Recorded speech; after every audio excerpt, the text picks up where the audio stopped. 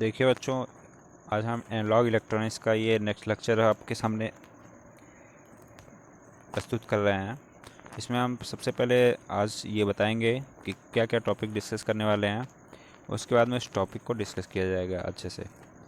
तो इसके लिए आप प्रॉपर तरीके से इसको देखिए। मैं टाइपिंग इंग्लिश में है बट हिंदी में समझा रहा हूँ, तो आपको समझ में आना चाहिए, मैं आशा करता हूँ। सबसे पहले सिंगल स्टेज ट्रांजिस्टर एम्पलीफायर हम लोग पढ़ रहे थे, तो इस पर कुछ वीडियो मैं बना चुका हूँ पहले। अगर आप नहीं देखें तो इसको देख लीजिएगा, फिर ही तभी ये समझ में आएगा आपको। वोल्टेज गेन कैसे हम निकालते हैं, इसका क्या फार्मूला होता है, इसकी परिभाषा क्या होती है, ये देखेंगे। करंट गेन क्या होता है और इसकी क्या परिभाषा है, इसका क्या फार्मूला है, इसको देखेंगे। पावर गेन क्या होता है, इसको भी देखेंगे। उसके बाद में हम देखेंगे calculation of voltage gain. Voltage gain को हम कैसे कैलकुलेट करते हैं। दूसरा, करंट गेन को देखेंगे, करंट कैसे गेन जो हमें मिल रहा है उसको हम कैसे कैलकुलेट करेंगे, फाइंड आउट करेंगे। पावर गेन को देखेंगे कि कैसे जो मिल रहा है हम उसको कैसे कैलकुलेट करेंगे। इस पर सिंपल क्वेश्चंस भी करवाएंगे नेक्स्ट वीडियो में। अभी फ़िलहाल आज थोड़ा जो भी टॉपिक है वही डिस्कस करेंगे। Hybrid parameters model. Hybrid parameters model जो होता है, ये हमारा सिंगल स्टेज ट्रांजिस्टर एम्पलीफायर है। इस सर्किट को हाइब्रिड करके यूज किया जाता है। तो उस केस में हमारे पास में जो एम्पलीफायर कॉन्फ़िगरेशन होगा, सी होगा चाहे सी होगा चाहे सी होगा, वो एक एक करके हम पूरा डिस्कस करेंगे। तो उसका क्या इफ़ेक्ट होगा, वो कैसे काम करेगा, ये चीज़ें डिस्कस करने वाले हैं। उसमें करंट गेन कैसे होगा, इनपुट रेजिस्टेंस कैसे होगा, वोल्टेज गेन क्या होगा, आउटपुट रेजिस्टेंस क्या होगा, इतनी चीज़ें हम पढ़ेंगे। तो चलिए शुरू करते हैं। करंट गेन किसको बोलते हैं। देखिए, किसी भी ट्रांजिस्टर एम्पलीफायर के लिए सिंगल स्टेज अगर है वो, तो करंट गेन का मतलब यही होता है कि हम वहाँ पे ये देखते हैं कि एसी आउटपुट मतलब कलेक्टर करंट कितना है और एसी इनपुट कितना है, बेस करंट का इनपुट कितना है, तो इसको हम बोलते हैं करंट गेन। तो इसकी परिभाषा कैसे लिखेंगे। The ratio of AC collector current, मतलब एसी कलेक्टर करंट आउटपुट और एसी इनपुट करंट बेस के अनुपात को हम कहते हैं करंट गेन। हिंदी में बोलेंगे धारा लब्धि। ठीक है, तो इसको थोड़ा एक्सप्लेन कर देते हैं। देखिए, सॉरी,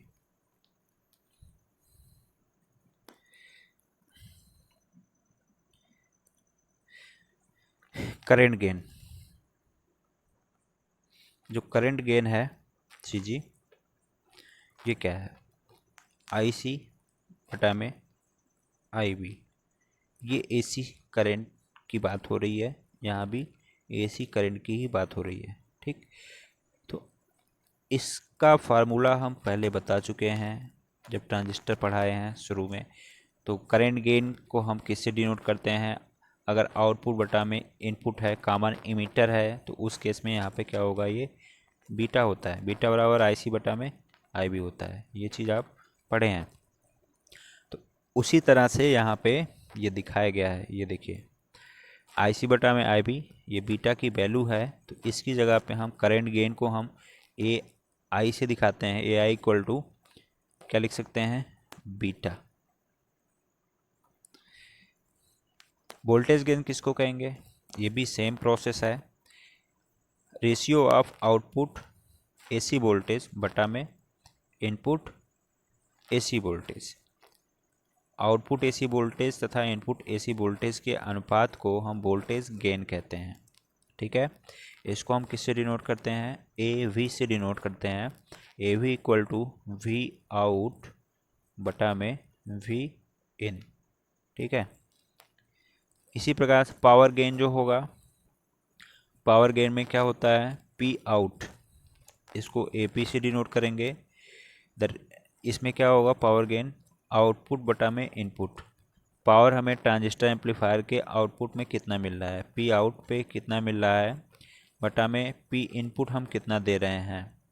इन दोनों का जब हम रेशियो निकालेंगे तो आता है हमारा कितना पावर गेन है सर्किट का।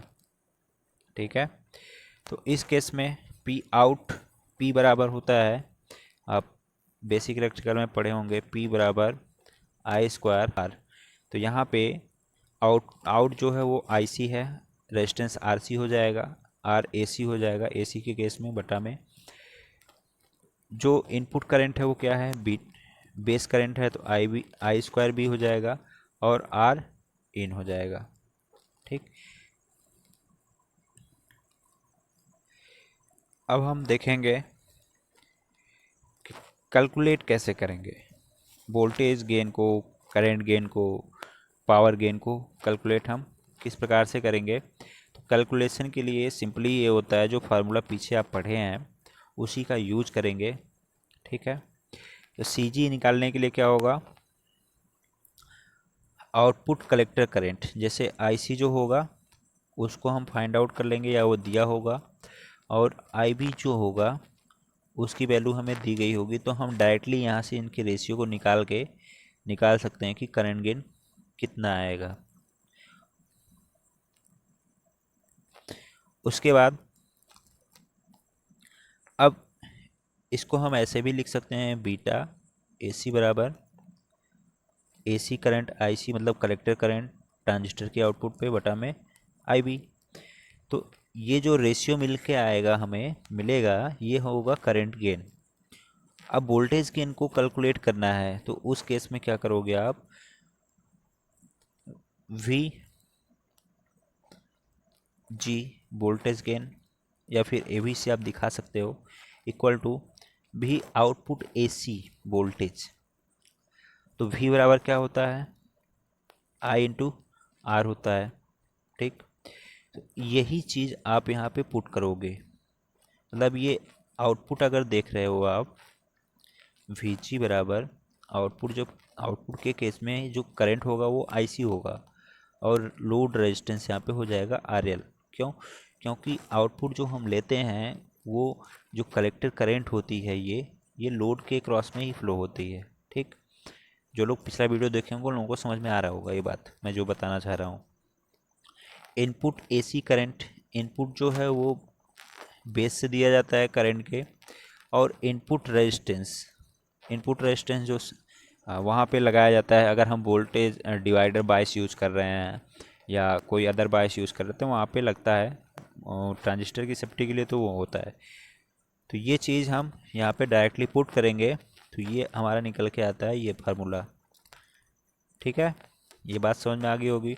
अब आई सी बटा में आई बी जो है वो बीटा के बराबर हो जाएगा, तो बीटा इंटू आर ए सी बटा में आर इन हो जाएगा, या फिर हम इसको लिख सकते हैं V G equal to beta A C into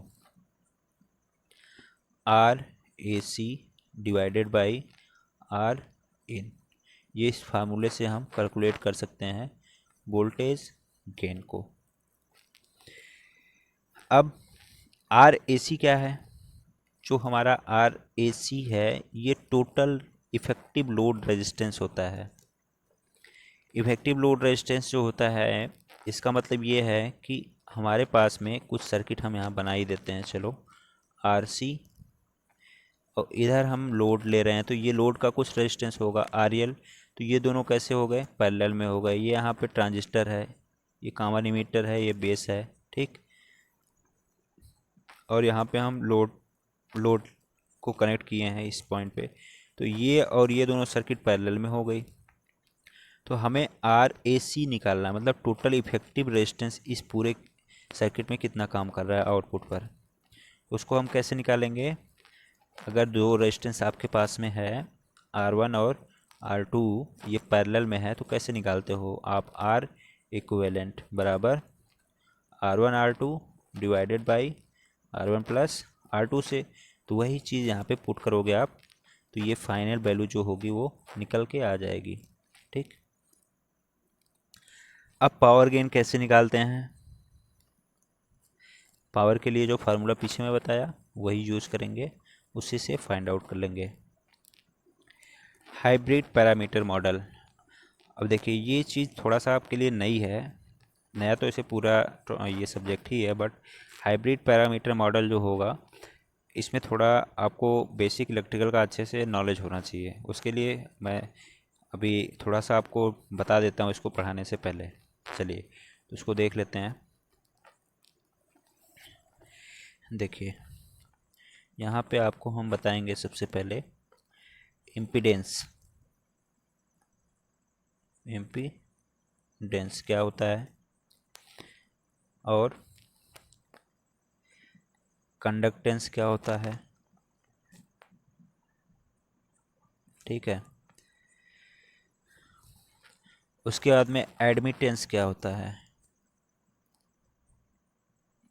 ये तीनों चीज़ें आपको क्लियर होनी चाहिए, तभी आप इस एच पैरामीटर मॉडल को समझ पाओगे। क्लियर। चलिए तो देखते हैं क्या क्या चीज़ें हैं, थोड़ा इसको छोटा कर लेते हैं। सबसे पहले हम देखेंगे कंडक्टेंस को।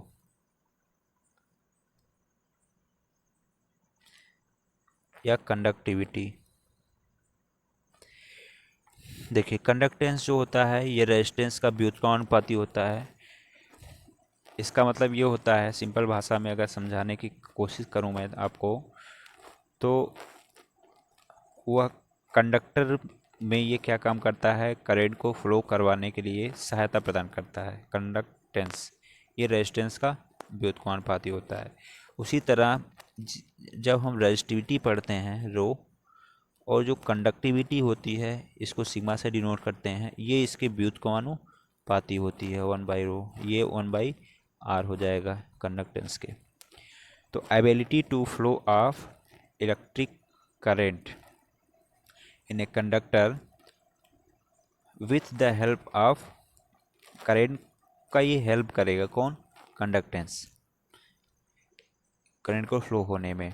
और कंडक्टिविटी का काम क्या होता है, ये रेजिस्टिविटी के व्युत्क्रमानुपाती होती है, ये भी हेल्प करती है करंट को पास होने में। तो ओवरऑल आपको बात समझ में आ गई होगी ये। अब चलते हैं हम इम्पीडेंस की तरफ। इम्पीडेंस जो होता है ये बिहेव करता है रेजिस्टेंस की तरह ही, लेकिन ये एसी सर्किट में होता है इम्पीडेंस। डीसी सर्किट में हमारा प्योर रेजिस्टेंस होता है, एसी में इम्पीडेंस होता है। यहाँ पे इम्पीडेंस का रेजिस्टेंस प्लस यक्स, यक्स जो है यहाँ ये इंडक्टिव रिएक्टेंस होता है, वो इंडक्टिव भी हो सकता है, कैपेसिटिव भी हो सकता है, ठीक है। मतलब कैपेसिटिव सर्किट का रेजिस्टेंस, इंडक्टिव सर्किट का रेजिस्टेंस, इन दोनों को जो हम योग करते हैं, अंडर रूट लेते हैं तो जेड आता है। तो इम्पीडेंस को हम जेड से दिखाते हैं, ठीक। और इसी का व्युत्क्रमानुपाती होता है, जेड का व्युत्क्रमानुपाती होता है एडमिटेंस, वाई। वाई से दिखाते हैं एडमिटेंस को, और इससे दिखाते हैं इम्पीडेंस को, ठीक। तो जेड बराबर क्या होता है, वी बटा में आई होता है, और वाई इक्वल टू क्या होता है, आई बाई वी होता है। ये सभी चीज़ें आप नोट कर लीजिएगा अपने कॉपी पे, अदरवाइज आपको कन्फ्यूजन होगा। तो अब हम अपने टॉपिक पे चलते हैं, ठीक है। चलिए देखते हैं, एक मिनट। अब देखते हैं कैसे इसको हम सॉल्व करते हैं। हाइब्रिड जो पैरामीटर मॉडल है, इसमें होता क्या है कि इसमें कांस्टेंट को मिक्स कर दिया जाता है, डिफरेंट यूनिट होती है। जैसे यूनिट की हम बात करें, इम्पीडेंस की यूनिट ओम होती है, और एडमिटेंस की यूनिट जो होती है वो महो होती है, ठीक है। तो ये दोनों जो होता है अलग अलग यूनिट हैं, बट यहाँ पे क्या हुआ, इसको मर्ज कर दिया गया।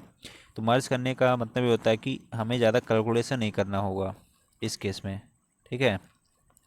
तो इसलिए हम सर्किट को ऐसा बनाते हैं कि कैलकुलेशन ज़्यादा ना करना हो। तो उसके लिए यहाँ पे डिज़ाइन किया जाता है हाइब्रिड पैरामीटर मॉडल, ठीक।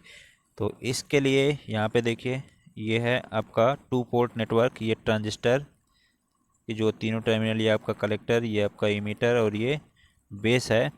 तो इसमें क्या किया गया है, कॉमन इमीटर कर दिया गया है, इसको कॉमन कर दिया गया है ये, और इन दोनों टर्मिनल का यूज किया गया है। तो हम मान लेते हैं कि इधर का जो है ये इनपुट साइड है, ये आउटपुट साइड है। तो इस टर्मिनल को 1 और 1 डैश मान लेते हैं, इसको 2 और 2 डैश मान लेते हैं, ठीक है। तो जब हम मानते हैं तो यहाँ पे जो वोल्टेज है इस पॉइंट पे वो आपका V1 है, यहाँ पे जो वोल्टेज है वो V2 है। ठीक, तो V1 की वैल्यू हम कैसे निकालेंगे? V1 की वैल्यू निकालने के लिए हमारे पास में होना चाहिए यहाँ पे कुछ इम्पीडेंस। इम्पीडेंस का मतलब अभी जो पीछे मैं बताया वही है। तो इम्पीडेंस जो क्रिएट होगा, AC सर्किट है ये, तो जब इम्पीडेंस क्रिएट होगा तो उस केस में क्या होगा? तो V1 equal to H11 plus H11 हो गया, इसमें करंट I1 फ्लो हो रही है तो I1 से मल्टीप्लाई कर लेंगे, प्लस में इस पॉइंट पे यहाँ से जब हम इधर आते हैं, इधर से करंट फ्लो हो रही है तो V equal to H11 I1 plus इधर से जो करंट फ्लो हो रही है I2, उस केस में क्या होगा कि H12 जो रिवर्स वोल्टेज है, क्योंकि यहाँ पे एक करंट इधर है और इधर करंट इधर है, तो इसका मतलब ये हो कि करंट पॉजिटिव से नेगेटिव की तरफ फ्लो होती है, पॉजिटिव से नेगेटिव की तरफ ये ऐसे फ्लो हो रही है और ये ऐसे फ्लो हो रही है। तो इस केस में क्या होगा कि हमारा जो H12 है इसमें करंट रिवर्स होगा, तो इसको बोलेंगे कि H12 जो हमारा क्या है वो रिवर्स वोल्टेज रेशियो है, मतलब V2 बटा में V1 है। ठीक है, तो इस केस में अब हम सबकी वैल्यू धीरे धीरे अभी बताएंगे आगे। जो एडमिटेंस है H11 हो गया, H12 हो गया और H21 का मतलब ये होगा कि आपका जो ये करंट है I2 बटा में I1, ये रिवर्स करंट और मतलब आउटपुट करंट बटा में इनपुट करंट है, ये ऐसे समझिए। ठीक, तो ये क्या हो गया? H21 हो गया। अब आउटपुट एडमिटेंस क्या होगा? आउटपुट एडमिटेंस का मतलब अगर हम इम्पीडेंस देखें, Z आउटपुट देखें तो V बटा में I होगा। ठीक है, IC, यहाँ VC होगा, तो यहाँ पे V2 है तो यह हो जाएगा V2, यहाँ पे I2 है तो हो जाएगा I2। बट ये एडमिटेंस हम इसलिए रखते हैं कि यहाँ पे बटा उटा ना लिखना पड़े। ठीक ना, तो जब हम बटा नहीं लिखना चाहते हैं तो H22 जो हो जाएगा हमारा वो I2 बटा में V2 हो जाएगा। क्लियर? अब इक्वेशन हम फाइंड आउट लिख लेते हैं। तो V1 की जो वैल्यू होगी इस केस में देखिए यहाँ पे H11 I1 plus H12 V2 होगा। ठीक है, और I2 का क्या वैल्यू होगा? I इक्वल टू V बटा में R होता है, ये सबको पता है। तो V की जो वैल्यू है यहाँ पे हम क्या लिखेंगे? जो V की वैल्यू है H21, ये करंट रेशियो हो गया आपका। ठीक, उसके बाद में यहाँ पे करंट जो फ्लो हो रहा है I1, H21 into I1 plus H22 into V2, ये लिख लेते हैं। तो ये इक्वेशन जो लिखते हैं वो इसको देख करके लिखते हैं। अब यहाँ पे इसको हम डिटेल में यहाँ पे बनाया गया फिगर। ठीक, ये 2 पोर्ट नेटवर्क है, इसको पूरा डिटेल में करके बनाया गया। तो यहाँ पे ये जो B है YB, ये बेस वोल्टेज है, ये इमीटर पैरामीटर है, इमीटर कॉमन इमीटर का, ये HR है रिवर्स वोल्टेज रेशियो। ठीक है, ये HFE है फॉरवर्ड जिसको बोलते हैं, फॉरवर्ड करंट रेशियो। जो H21 है इसको HF लिख सकते हैं। तो इस प्रकार से ये जो डिनोटेशन है ये याद होना चाहिए आपको, तभी ये पूरा जो आपका मॉडल है वो समझ में आएगा। तो parallel model of common emitter amplifier configuration, ये हम नेक्स्ट लेक्चर में कवर करेंगे, क्योंकि ये बहुत ज़्यादा लंबा हो जाएगा लेक्चर, तो आप बोरियस फील करेंगे। तो इसके लिए इसको हम यहीं समाप्त करते हैं। आगे आप ज़रूर देखिएगा, इसको मैं कंटिन्यू करूँगा। तो thank you for watching this video.